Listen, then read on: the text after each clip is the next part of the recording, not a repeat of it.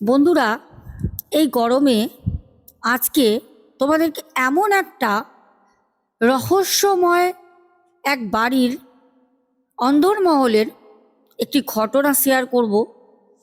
আজকে সবাইকে বলবো বেশি কথা না বাড়িয়ে একটা করে লাইক কমেন্ট শেয়ার অবশ্যই করো। আর যারা এখনো পর্যন্ত ভালোবেসে চ্যানেলটাকে সাবস্ক্রাইব করোনি তাড়াতাড়ি করে নাও, কারণ আজকের ঘটনাটায় রাতে কিন্তু ঘুম ওড়াবে। তাহলে চলো আমরা ঘটনার দিকে যাই। আজকে যে ঘটনাটা তোমাদের সঙ্গে শেয়ার করব, ঘটনাটা অম্বিকা কালনা থেকে আমাকে কল্যাণ দাদাভাই পাঠান। কল্যাণ মুখার্জি দাদাভাই বলেন, আমার বাড়ি অম্বিকা কালনা। ছোট থেকে এখানেই পড়াশোনা, মা বাবার কাছে মানুষ। অনেকটা সময় পর পড়াশোনা গ্র্যাজুয়েট করার পর আর পড়াশোনা চালাতে পারিনি। আমার বাবা মারা যান, মা একদম বিছানায় শয্যাশায়ী হয়ে পড়েন। তখন বাড়ির একটা মাত্র ছেলে হওয়ায় পুরো সংসারের দায়িত্ব, মায়ের দায়িত্ব, বাবা তো চলেই গেছেন, পুরোটা আমার উপর ভার পড়ে।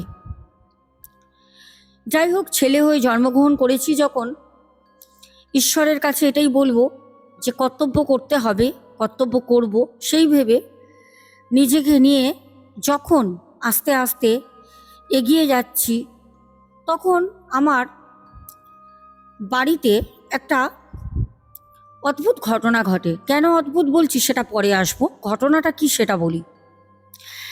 কল্যাণ দাদাভাই বলেন, দুপুর তখন প্রায় 1:30-2 বাজে। বারান্দায় বসে আছি, রোডের ওপর বাড়ি। বাড়িটার একটু তোমাদের কেমন সেটা একটু বলে দিই পরিবেশটা, তাহলে তোমাদের বুঝতে সুবিধা হবে। একদম রোডের ওপর বাড়ি, রোড থেকে অনেকটা উঁচু ভিত করে বাড়ি। রোড থেকে সিঁড়ি দিয়ে উঠতে হয়, প্রায় 4টে সিঁড়ি অতিক্রম করলে বাড়ির মানে উঠোনের মেঝে শুরু হয়। পুরো লাল পাকা উঠোন করা। ঘরের ভিতরে মা সারাক্ষণ শুয়ে থাকতেন। একটা বয়স্ক আমাদের পাশে এক মাসিমা ছিলেন, আমার মাকে খুব ভালোবাসতেন। আমার মা অসুস্থ হয়ে যান, কিন্তু মাসিমা আমার মায়ের থেকে বয়সে অনেক অনেক অনেক বড়, কিন্তু সেই মাসিমা সুস্থ ছিলেন। মাসিমা আমার মাকে দেখাশোনা করতেন। যেখানে আমার মায়ের মাসিমাকে দেখাশোনা করার যতটা হোক মানে কি বলবো উচিত, সেখানে মাসিমা মায়ের থেকে বয়সে বড় হয়ে আমার মাকে দেখাশোনা করতেন।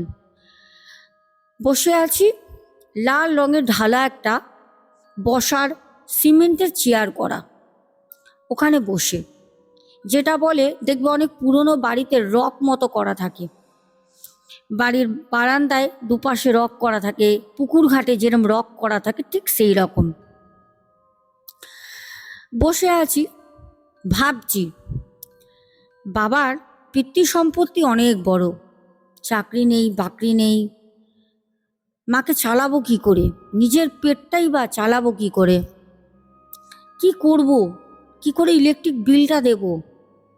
তারপরে সেই যে মাসিমা, মাসিমা হয়তো আমাদের কাছে কোনো টাকা পয়সা নেন না, কিন্তু তবুও আমি বলেছি যে ওষুধের খরচা কিছু তোমার দেবো, কারণ মাসিমার কিছু মেডিসিন চলে। কি করব, একদম দিশেহারা। হঠাৎ বসে আছি, একজন অজ্ঞাত পরিচয় একজন ভদ্রলোক, সাদা রঙের একটা ধবধবে শার্ট পরা, কালো রঙের একটা ঢলা ঢলা প্যান্ট পরা, লোকটার হাতে একটা বাজারে যাওয়ার যেরকম ব্যাগ হয় সেরকম একটা ব্যাগ আছে। লোকটা রাস্তা দিয়ে যেতে যেতে আমার কাছে আসলো। আমি রাস্তার দিকে তাকিয়ে কিন্তু বসে আছি। লোকটি আমার কাছে এসে বলল, বাবা প্রচণ্ড গরম, আমি এখানে একটু বসবো, জ্যৈষ্ঠ মাসের গরম, ওখানটা হাওয়া চলছে, বসে আছি, ইলেকট্রিক বিল দেবো কি করে সেটাই ভাবছি। মা বলল ফ্যানটা অফ করে দিয়ে যা, তার জন্য বাইরেটা বসে প্রকৃতির হাওয়াটা নিচ্ছি। কারণ ওই ইলেকট্রিক বিলের ভয়, ঘরে লাইট ফ্যান চালাতে ওই জ্যৈষ্ঠ মাসের গরমেও ভয় লাগতো, দেবো কোথা দিয়ে, কাজ নেই বাজ নেই, বাবা যতটা রেখেছিল টুক টুক টুক টুক করে তো সেটাও খরচা হচ্ছে। যাই হোক, কিছু তো করার নেই, বসে আছি। লোকটি আসতে যেন একাধিক তো একটা বোধ হচ্ছিল, চিন্তা ঘুরছিল মাথায়, সেটা কাটে। লোকটিকে আমি বললাম, হ্যাঁ হ্যাঁ বসুন বসুন, এখানে বসুন। উনি ওই 4টে সিঁড়ি উঠে আমাদের বাড়ির উঠোনের যে লাল রঙের একটা রক করা, ওখানে উনি উঠে বসলেন। প্রচণ্ড লোকটা ঘেমে গেছে, সাদা জামাটা তার শরীরের সাথে একদম আটকে রয়েছে, এতটা ঘেমে আছেন উনি। ওনাকে দেখে আমি নিজে থেকে বললাম, আপনি কি একটু জল খাবেন? বললো, বাবা দিলে তো খুব ভালো হয় বাবা, তুমি বসতে দিয়েছো তোমার বাড়ির উঠোনে, আবার আমি তোমাকে বলবো জল দাও, এটা কি ভালো দেখায়? আমি বললাম, না না এমা, এত গরম, এই প্রচণ্ড জ্যৈষ্ঠর গরমে আপনি আমার বারান্দায় বসে আছেন, আপনি জল টেস্টা পেয়েছে বলবেন তো, দাঁড়ান। বলে আমি উঠে যাই, ঘরে গিয়ে ঘর থেকে 1 গ্লাস জল এনে আমি লোকটিকে দিই। লোকটি জলটি যেন মিনিটের মধ্যে ঘট ঘট ঘট ঘট করে খেয়ে শেষ করে দেয়। দিয়ে একটা নিঃশ্বাস, যেন দীর্ঘ নিঃশ্বাস উনি ত্যাগ করে গ্লাসটা রাখলেন। ওহ বাবা, ঠিক এই রকম কত না শান্তি উনি পেয়েছেন। আমি ওনাকে বললাম, কাকা বাবু, আপনাকে তো মনে হচ্ছে না এখানে এই এলাকার মানুষ। আপনি আপনি কি কোথাও অন্য কোথাও থাকেন, না এখানে এসছেন কাউকে খোঁজ করছেন? বলল, না আসলে কি জানো তো, আমি থাকি একটু দূরে। উনি জায়গাটার নাম বলে, আমি এখানে বলছি না। আমি ওখান থেকে এসছি। আসলে আমি না একটা ভাড়া ঘর খুঁজছি জানো, একটা যদি ছোটোখাটো ঘর পেতাম, তাহলে পরে আমি আর আমার মেয়েটা ভাড়া থাকতাম। ওর মা নেই। আমার মেয়ের বয়স 21 বছর। আমার মেয়েকে নিয়ে একটা ভাড়া ঘর খুঁজছি। আসলে কি জানো তো, আমি না হকারি করি, ট্রেনে ট্রেনে ঘুরে হকারি করি। এবার যেই বাড়িটা থাকবো, সেই বাড়িটায় মেয়েটা একা থাকবে, একটা বিশ্বাসের ব্যাপার তো হয়। মেয়েটাকে যেখানে সেখানে যার তার বাড়িতে আমি রেখে তো চলে যেতে পারি না। তাই খুঁজছি জানো, কয়েকটা বাড়ি আমি দেখেছি, কিন্তু আমার না মনের মতো পছন্দ হয়নি। আবার কোনো বাড়িতে লোক নেই, তো কোনো বাড়িতে অনেক লোকজন। আমার মেয়েটা নিরীহ, এত লোকের মধ্যেও আমি আমার মেয়েকে রাখতে চাইছি না। ভাড়া যাই হোক, আমি আমার সামর্থ্য মতো হলে আমি নিতে পারবো। তখন কল্যাণ দাদা ভাই ভাবলেন, আরে চমৎকার তো, আমি তো এতক্ষণ বসে একটা কাজের রাস্তার কথা ভাবছিলাম, ইলেকট্রিক বিল কি করে দেবো, আমার মায়ের পেট কি করে চলবে, ওই যে পাশের বাড়ির মাসিমা, ওনার ওষুধের খরচা আমি কি করে দেব, বড় মুখে বলে ফেলেছি। যাক, তাহলে মনে হয় মা লক্ষ্মী সহায় হয়েছেন। তাহলে কি আমাদের তো 2টো ঘর একদম রাস্তার ওপরে, ওই ঘর দুটো পড়ে আছে, বাবার অনেক বড় পিতৃ সম্পত্তি, আমাদের ওইদিকে ভাড়ার চলটা নেই। কিন্তু যখন এসছে একবার ওনাকে কথাটা পেরে বসি। অনেক ভাবতে ভাবতে তখন ওই কাকাবাবু বললেন, আচ্ছা বাবু, তোমার বাড়িতে কে কে আছেন তোমার পরিবারে? আমি তখন বললাম, কাকাবাবু, বাবা ছিলেন, গত হয়েছেন আজ প্রায় 3.5 বছর, মা বিছানায় শয্যাশায়ী, পাশের এক মাসিমা আছেন, উনি রান্নাবান্না করে দেন প্রায় সময়, উনি থাকেন, মাকে সেবা যত্ন করেন, দেখাশোনা করেন। আর আমি তখন ওই কাকাবাবু বললেন, আচ্ছা বাবা, তোমাদের এখানে আশেপাশে এলাকার মধ্যে কোনো ঘর ভাড়া দেওয়া হয় জানো? আমাকে যদি একটু সন্ধান দিতে পারো, একটু সন্ধান দেবে ভাই? আমি তখন বললাম, কাকাবাবু, আসলে ব্যাপারটা হচ্ছে, সবই জানেন তো, ওই উপরওয়ালার সবই ম্যাজিক এগুলো, উনি তো জাদুঘর, সবই না বলতে বুঝে যান। আসলে আমি নিজেও টাকা পয়সার দিক থেকে এখন খুব খারাপ অবস্থায় আছি। আমি নিজেও ভাবছি যে আমি আমার আর আমার মায়ের কি করে পেটটা চালাবো। ইলেকট্রিক বিল তো যা হোক 200-300 টাকা, 400 টাকা যাই আসুক, ভয়তে তো ফ্যান, এই জ্যৈষ্ঠ মাসের গরমেও ফ্যানটা চালাই না। কি করে দেব, টাকা আয় নেই। বাবা যা টাকা পয়সা কিছু জমা করেছিলেন, গুছিয়ে রেখেছিলেন, 3.5 বছরে এই মায়ের ওষুধের পেছনে আর খেতেই চলে গেছে। আপ্রাণ চেষ্টা করছি, কোনো চাকরি পাচ্ছি না। তখন কাকাবাবু বললেন, হ্যাঁ এখন তো চাকরি বাকরি নেই, কি করবে বলো তো বাবা। আমি তো শিক্ষিত মানুষ হয়ে পড়াশোনা করে আজকে টেনে টেনে হকারি করছি। আসলে কাজটা তো ছোট বড় না, কাজটা কাজই হয়। যে কোটিপতি তার কাছে যে 100 টাকাটা যায়, যে রাস্তায় বসে ধূপকাঠি বিক্রি করে তার হাতেও সেই 100 টাকাটা আসে। টাকা কিন্তু বড়লোক গরিব দিকে যায় না, কিন্তু কর্মটা করতে হয়, তাহলে অর্থটা আসে। অর্থ মানেই তো লক্ষ্মী, লক্ষ্মী সবার কাছে ঘুরে ঘুরে যায়, লক্ষ্মীকে ধরে রাখা যায় না। তো কাকাবাবুর কথায় আমি সত্যি খুব সহমত পোষণ করলাম।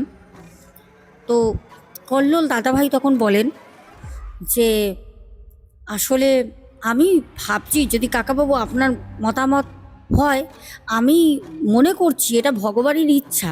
দেখেন আমি এই চিন্তায় ছিলাম, আপনিও আসলেন। আমার 2 ঘর আছে, মানে আমার বাবার, এখন তো বলতে গেলে মায়ের আর আমারই। তো ওই 2 ঘরের মধ্যে আপনি একটা ঘর নিয়ে বা 2 ঘরই নিতে পারেন, আমার অসুবিধা নেই, আপনারা থাকতে পারেন। কারণ আমার বাড়িতেও একা একা ভালো লাগে না, মাকে ছেড়ে আমি কাজে বাজের দিকে যে যাব। মা আমার অসুস্থ, পাশের যে মাসিমা উনিও অসুস্থ, মায়ের থেকেও উনি এজেড, বয়স্ক। তো যদি বোন থাকে, মানে আপনার মেয়ের কথা বলছি, কাকাবাবু বলছে হ্যাঁ হ্যাঁ বুঝেছি বুঝেছি, যে আপনার মেয়ে যদি থাকে মায়ের সাথে একটুখানি গল্প গুজব করলো, একটু যদি হাতে হাতে করে দেয়, রান্না বান্না ঘরের কাজ না। তখন কাকাবাবু বলল, না না আমি বুঝেছি বাবা, তুমি কি বলছো। আচ্ছা তাহলে তুমি একটা কাজ করো, আমি তো ঘর দেখতে বেরিয়েছিলাম, দেখো এত ঘুরে ঘুরে এই জ্যৈষ্ঠ মাসের গরমে ঘুরিয়ে নিয়ে আসলো তোমার কাছেই। তাহলে তুমি একটা কাজ করো, যেই ঘরটা দেবে বলছো সেই ঘরটা একটু খুলে দেখাও, তাহলে মেখে গিয়ে বলি, তারপর আমরা চলে আসবো। আমাদের বেশি জিনিসপত্র নেই, ও বাবা আর মেয়ে 2বার হাতে হাতে আনলেই হয়ে যাবে, গরিব মানুষ কোথায় পাবো। তখন আমি বললাম আচ্ছা কাকাবাবু দাঁড়ান, আমি গেলাম ঘরে, ওনাকে ওই বারান্দার ওই রকে বসি।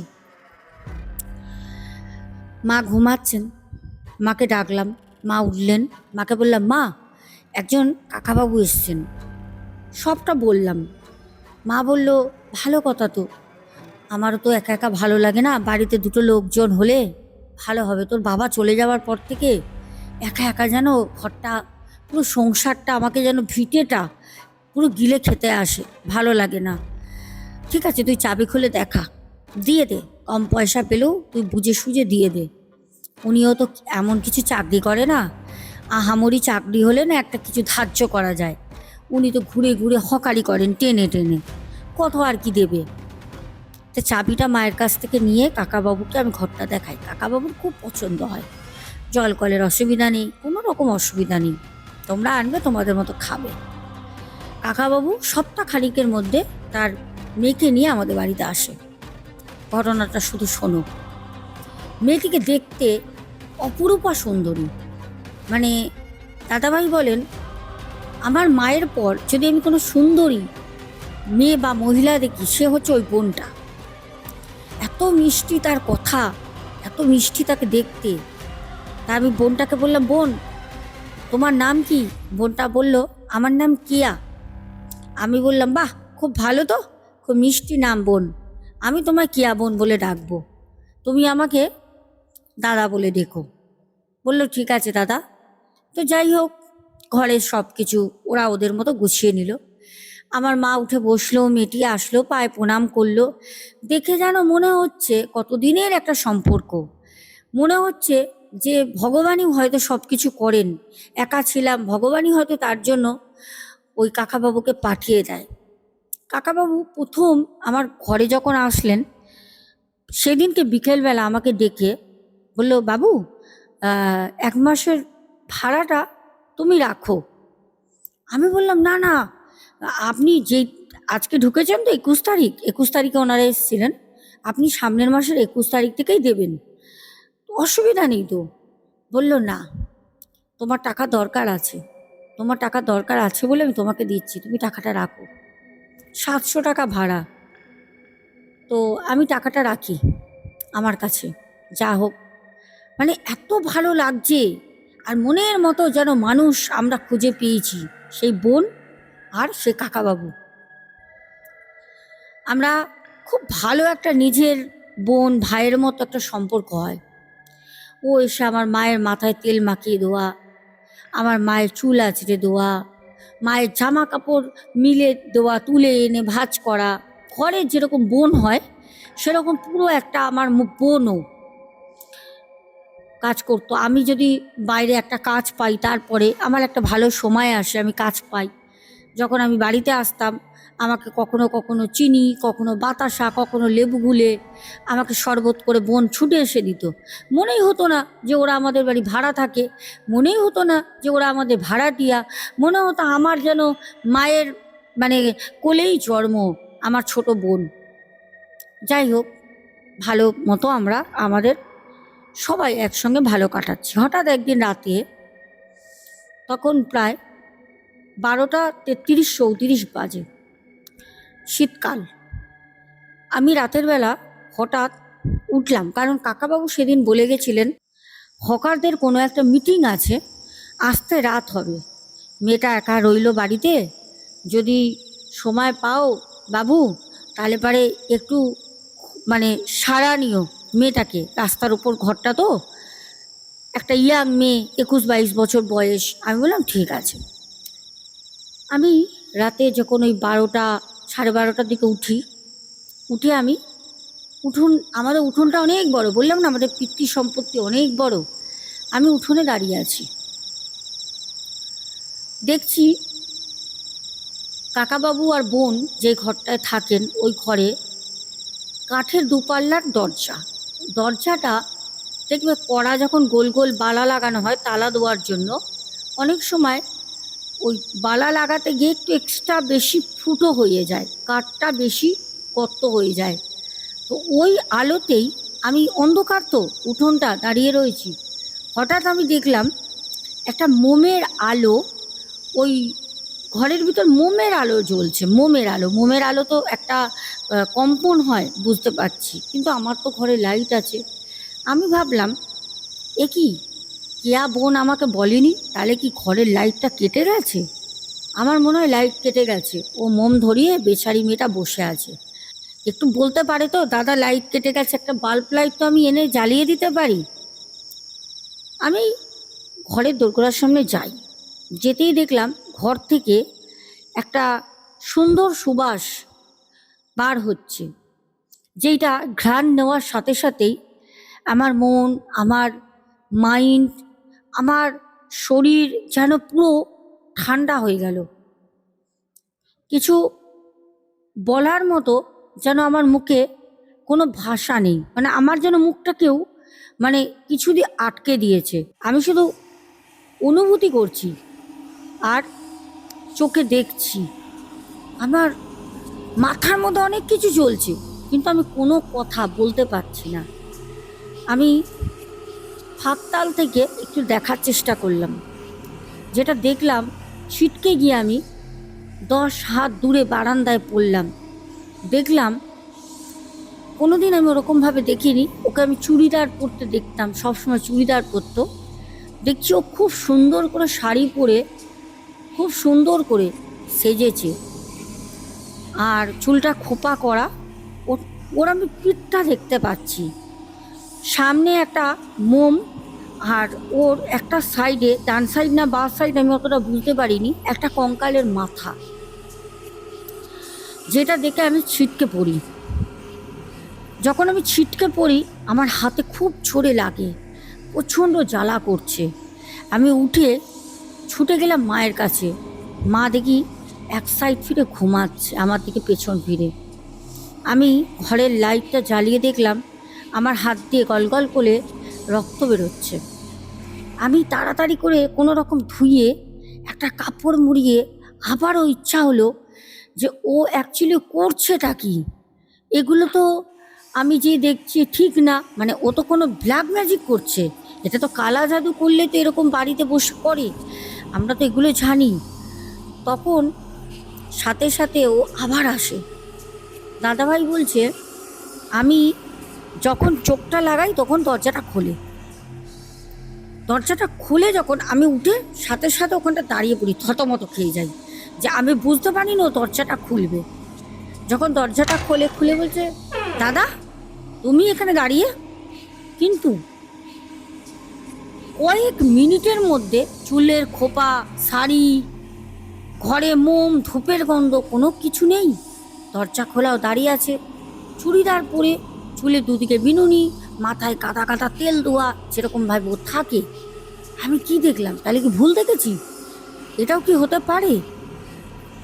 আমি ওর পেছনে উকিয়ে দিয়ে দেখার চেষ্টা করছি। মোমের শিখা আমি দেখেছিলাম, সেই মোমের শিখাটা কোথায়? না, মোম যদি জ্বলন্ত মোম কেউ নিভিয়ে দেয়, মোমের যে সুতোটা থাকে বুকটা, সেটা তো জলে। অনেকটা মোমের কিন্তু একটা পোড়া গন্ধ বের হয়। এইটুকুনির মধ্যে মোমের পোড়া গন্ধ, ধূপের সেই সুন্দর মিষ্টি মধুর গন্ধ, এত সুগন্ধি বেরোচ্ছিল, সেগুলো তো চলে যাবে না। তাহলে কি আমি ভুল দেখলাম? কিন্তু আমি তো ঘুমের ঘোরে দেখিনি। যাই হোক, নিজের মনকে বোঝালাম। আমি বললাম, হ্যাঁ বোন, আসলে এই ঘুরতে ঘুরতে ঘুমও আসছিল না, তাই আমি বেরিয়েছিলাম। তা আমি ভাবলাম কাকাবাবু এসছে নাকি জিজ্ঞেস করতে আসি। বলছে, না বাবা তো এখনো আসেনি। আমি বলে, এত রাত হয়েছে বাবা আসেনি? বলছে, না বাবা তো আসেনি। তা আমি বললাম, যাবন শুয়ে পড়, বাবা আসলে তো ডাকবে। বাইরের সদর গেটটা ভেজানো আছে, বাবা খুলে আসতে পারবে, ওরম করেই আসে, আটকানো থাকে, ওনারা জানেন। আমি গিয়ে শুয়ে পড়ি, আর কথা বাড়াইনি। অত রাতের বেলা একটা মেয়ে, যতই হোক নিজের বোন তো না, সমাজে চোখেও তো খারাপ লাগে, কে কোথা দিয়ে কী বদনাম দেবে, কারণ মানুষ তো হিংসা মানুষের মনে। আমি কিন্তু গিয়ে শুয়ে পড়ি। সকালবেলা উঠি যখন, তখন প্রায় 9টা বাজে। মা আমাকে বলল, বাবা একটু বাজার থেকে একটু মাছ নিয়ে আয় না, আজকে একটু মাছ রান্না কর, একটু মাছের ঝোল দিয়ে ভাত খাবো, একটু জিওল মাছ নিয়ে আয়। আমি যাব মাছ আনতে, বোন দেখলাম উঠোন ঝাড় দিচ্ছে। ও সব করতো মেয়েটা একা একা, জল ভরা, শুধু ওদের না আমাদেরও জল ভরে রাখতো। আমি বললাম, কিরে বোন, বাজার দোকান কি হবে? বললো, দাদা ভাই বাবা কাল রাত থেকে বাড়ি ফিরিনি। ওর চোখগুলো দেখলাম পুরো বসে রয়েছে, বুঝতে পারলাম ও রাতে ঘুম হয়নি। দাদা ভাই রাতের বেলা অপেক্ষা করে করে বাবা আসেনি, কি করব দাদা ভাই, বাবার খোঁজ কি করে পাবো? আমি বললাম, সে কি রে সর্বনাশ, এরম তোর বাবা আগে কোনো দিন করেছে? বলছে, না এরকম কোনো দিনও হয়নি, এই প্রথম। আমি বললাম, তাহলে কি করব? ঠিক আছে দাঁড়া, আমি সাইকেলটা নিয়ে বেরোই, আমি একটু স্টেশনের দিকে যাই, গিয়ে দেখি, আর দেখছি কি করা যায়, খবর নিই। মাথায় একটা চাপ, চিন্তা, যে কি ব্যাপার, মেয়েটা চিন্তা করছে, বুঝতে পেরেছি রাতে কান্নাকাটিও করেছে, সেটা ওকে বুঝতে দিইনি, জিজ্ঞেস করিনি, বড় হয়েছে তো। তো যাই হোক, আমি না আর কোনো কথা না বাড়িয়ে সাইকেল নিয়ে ভাবতে ভাবতে যাচ্ছি। কাকাবাবু গেল কোথায়? মানুষটা কি হাওয়ায় উড়ে গেল? কোথায় গেল মেয়েটাকে রেখে? যাই হোক, আমি গিয়ে খবর নিলাম। কেউ কোনো সঠিক খবর স্টেশনে, আমাদের অম্বিকা কাল নাই, কেউ বলতে পারলো না কোথায় মিটিং হয়েছে, হকারদের কোন জায়গায় মিটিং হয়েছে, মানে কেউ জানে না। বোনের বাবা প্রায় আজ 3 দিন আসে না বাড়ি। বোনকে বলি, বোন আমাদের সাথে খায়, একবেলা খায় একবেলা খায় না, কান্নাকাটি করে, এরকমভাবেই চলছে। হঠাৎ একদিন একজন আমাদের বাড়ি আসে, দেখে বুঝলাম উনি হকার, ওনার ব্যাগে অনেক বাদাম, ছোলা, লজেন্স রয়েছে। উনি এসে বলল যে, আচ্ছা আপনি কি কল্যাণ মুখার্জি বলছেন? আমি দাঁড়িয়ে ব্রাশ করছি সকালবেলা। আমি বললাম, হ্যাঁ আমি কল্যাণ মুখার্জি, কি ব্যাপার বলুন তো? বলছে, না আপনাদের বাড়িতে কেউ ভাড়া থাকতো, বাবা আর মেয়ে। আমি বললাম, হ্যাঁ হ্যাঁ হ্যাঁ হ্যাঁ। তো সাথে সাথে আমি আহ, সাথে সাথে আমি বোনটাকে ডাকি, কিয়া এদিকে আয়, বাবার কোনো খবর পেয়েছি। ও ছুটতে আসে। তখন লোকটি বলল যে খুব খারাপ একটা সংবাদ আছে, আমরা আপনাদের ঠিকানাটা পাচ্ছিলাম না, খুঁজে খুঁজে একজনকে বলেছিল, তাকে আমরা খুঁজে অনেক পরে পাই। আসলে আহ, সেই কাকাবাবুর নাম করে বলে যে উনি মারা গেছেন, গরমে মানে স্ট্রোক হয়ে গেছিল। ওনাকে হসপিটালে নিয়ে যেতে যেতে মারা গেছে। এবার নিয়ে আছে ওনারা, তখন ওই মুহূর্তে কি করবে অত খোঁজ খবর পাইনি, সৎ কাজ করে দিয়েছে সবাই মিলে। যাই হোক, তখন আমরা শুনে না অবাক, আমাদের মানে জ্ঞান নেই, আমরা এবার কি করব, আমাদের মানে কি করব কি করব না কিছু কিছু বুঝতেই পারছি না, মানে পুরো পাকলা হয়ে গেছি। যাই হোক, বোনকে কোনো রকম সামলাই। এইবার আস্তে আস্তে সময়ের সাথে সাথে যখন সব কিছু ঠিক হচ্ছে, বাড়িতে প্রায় প্রায় কাকাবাবুকে দেখা যেত। প্রায় কাকাবাবুকে দেখতাম রাতের বেলা। কোনো সময় বোন চিৎকার করে, বাঁচাও আমাকে বাঁচাও, দেখো ঘরের মধ্যে কে, মানে ও ভয় পেত, বাবা তো মারা গেছে, সেই বাবা কি করে আসতে পারে, ভয় পেত, চিৎকার করতো পাগলের মতো। আমরাও দেখেছি কাকাবাবু এরকম উঠোন দিয়ে হেঁটে ঘরের দিকে ঢুকে গেল, দরজা বন্ধ, ঘরের দিকে ঢুকে গেল। এটা কি করে সম্ভব হয়? কিন্তু সে তো অশরীরী, সে তো আত্মা, সে তো বারবার আসবে, কারণ তার মেয়েকে সে রেখে গেছে, তার 21 বছরে একটা সুশ্রী কন্যা সে রেখে, সে হার্ট অ্যাটাক হয়ে মারা যাক আর যাই হোক, বাবা মা সন্তানকে রেখে না বলে না জানিয়ে মেয়ের শেষ দেখা দেখতে পারিনি, না বাবা ওই সময় মেয়েকে দেখতে পেরেছে। তখন আমরা বাড়িতে আতঙ্কে দিন কাটাচ্ছি, ওর মধ্যে আমার মায়ের স্ট্রোক হলো, আমার মা মারা গেল।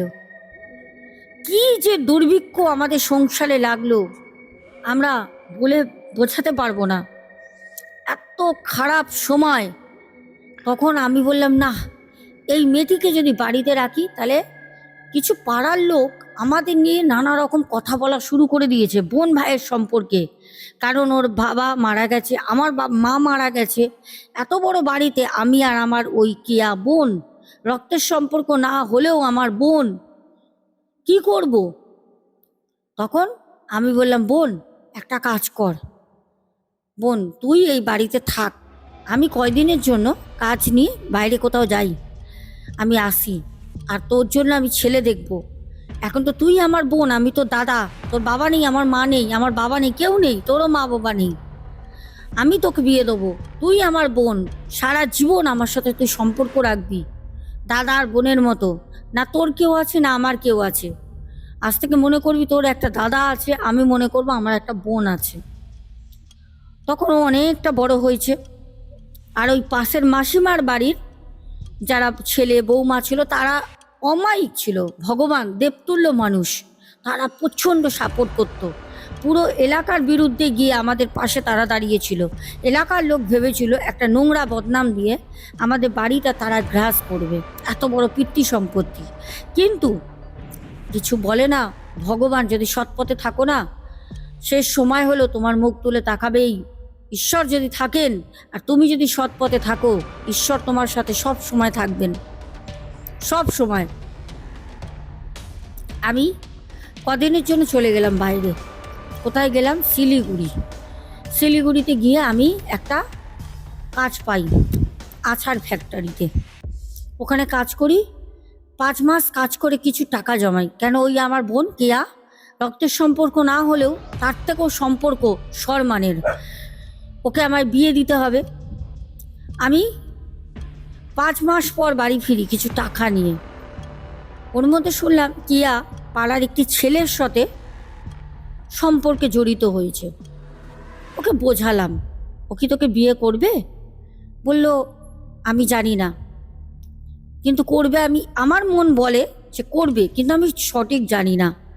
ছেলেটির বাড়ির সাথে কথা বলতে তার বাড়ির লোক বলল যে হ্যাঁ, আমরা ওই মেয়ের সাথে বিয়ে দেবো, মেয়েটি ভালো আর সত্যি খুব লক্ষ্মী ছিল বোনটা, তো ওকে ওই ছেলেটির সাথে পাশাপাশি গ্রামের বিয়ে দিয়ে দিই, পাশাপাশি গ্রামের।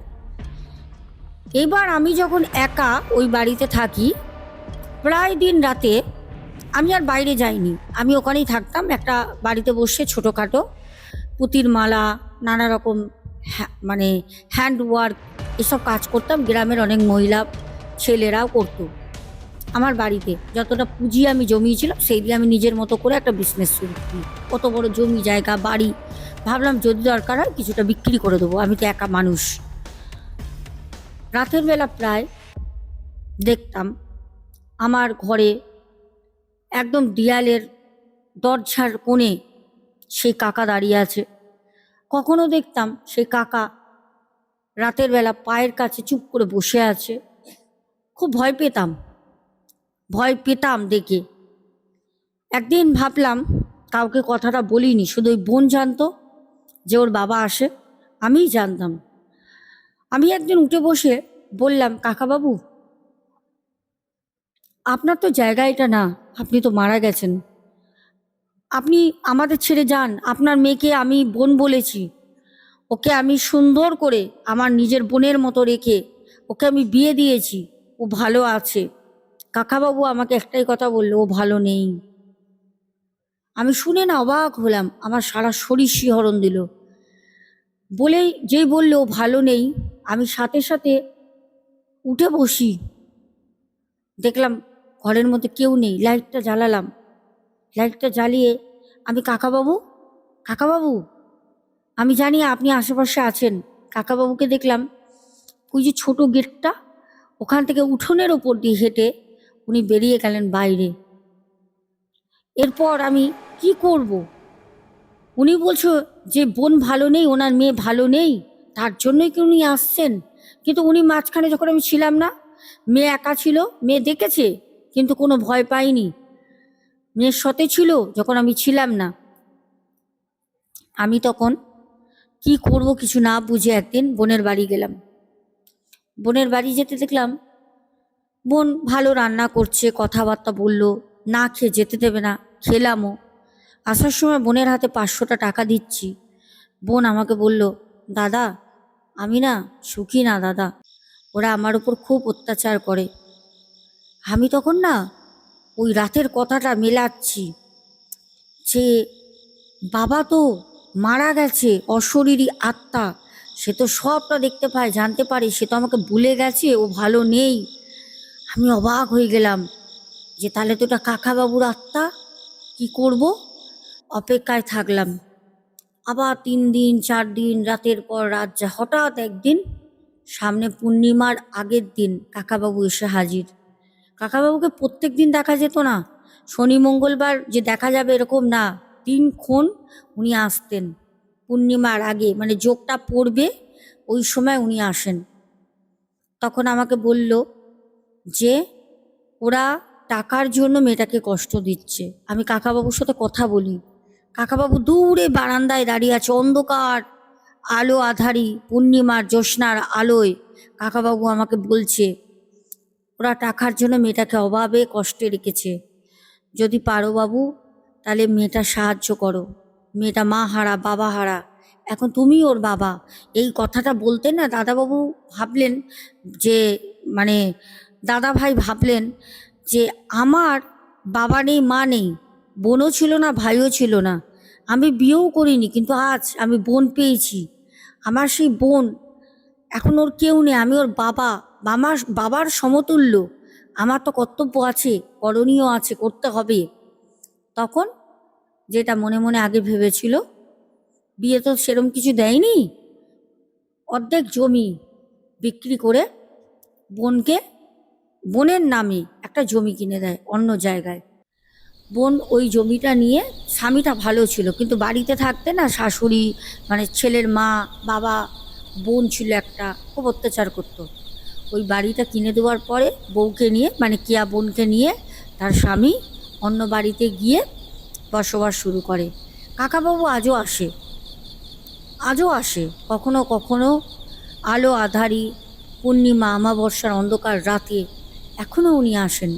তবে এখন আর উনি কথা বলেন না, এখন আর উনি বলেন না আমার মেয়ে ভালো নেই, এখন উনি মুচকি মুচকে হাসেন। আর কোথাও যেন কাকাবাবু বলতেই ওই আলো আধারির মধ্যে কোথাও হারিয়ে যান। এই ছিল আজকে আমাদের অম্বিকা কান্নার থেকে পাঠানো একটি সত্য ভৌতিক ঘটনা। ঘটনাটা আমার খুব খুব ভালো লেগেছে। এই ঘটনাটার মধ্যে অনেক কিছু শিক্ষার বিষয় আছে, অনেক কিছু। যাই হোক, কেমন লাগলো কমেন্ট করো। কমেন্ট তোমাদের পড়তে আমার খুব খুব ভালো লাগে। ভিডিওটা হাইপ করে দিও, সবাই সাথে থেকো, যারা চ্যানেলটাকে সাবস্ক্রাইব করোনি করো, আর বেশি বেশি করে শেয়ার করো। চলো এবার আমরা তাড়াতাড়ি কমেন্টে নামগুলো বলবো। প্রথম দেখবো তোমরা কারা আমাকে সুন্দর সুন্দর কমেন্ট করেছো। আচ্ছা, প্রথম প্রদীপ দাস, আয়ান হালদার, বনানী কর্মকার দিদিভাই। তারপর কমেন্ট করেছো হোয়াইট পিঙ্ক বনু, পিঙ্কি দাস, তারপরে গোপাল দাস, বনশ্রী দি। তারপর কমেন্ট করেছো বাংলাদেশ থেকে আমাদের আব্দুল হক ভাই, ভাস্কর অধিকারী ভাই, সুনিতা চন্দ্র, চৈতালি চক্রবর্তী, রূপা দে, পিন্টু ঘোষ, সোমা দাস পরিবার থেকে সুমনা ভট্টাচার্যা, শ্রাবণী হাজরা। তারপর কমেন্ট করেছো সুদীপ রয়, চৈতালি রয়। আচ্ছা, তারপরে অমৃতা ঠাকুর কমেন্ট করেছো। তারপরে কমেন্ট করেছো বনানী কর্মকার দিদিভাই। আচ্ছা, সুদীপ রয়, দীপক হালদার, শম্পা মিত্র, এসদেব রয়, তারপর জল্পনা মজুমদার। তারপর কমেন্ট করেছো সুদীপ্ত ব্যানার্জি, অসীম দাস। তারপরে কমেন্ট করেছো কেকা রয়, বাংলাদেশ থেকে মিম কমেন্ট করেছো অনেকদিন পর। তারপর কমেন্ট করেছো কৃষ্ণা ধারা, সুজাতা দাস, কাকুলি রয়, সৌমিক সরকার, সৈনী রয়, জলি হাজরা দিদিভাই, নীলিমা সিংহ, কেকা রয়, ঝুমা চ্যাটার্জি, সন্তুর দুনিয়া, ডালি দেবনাথ, মধুমিতা ভৌমিক।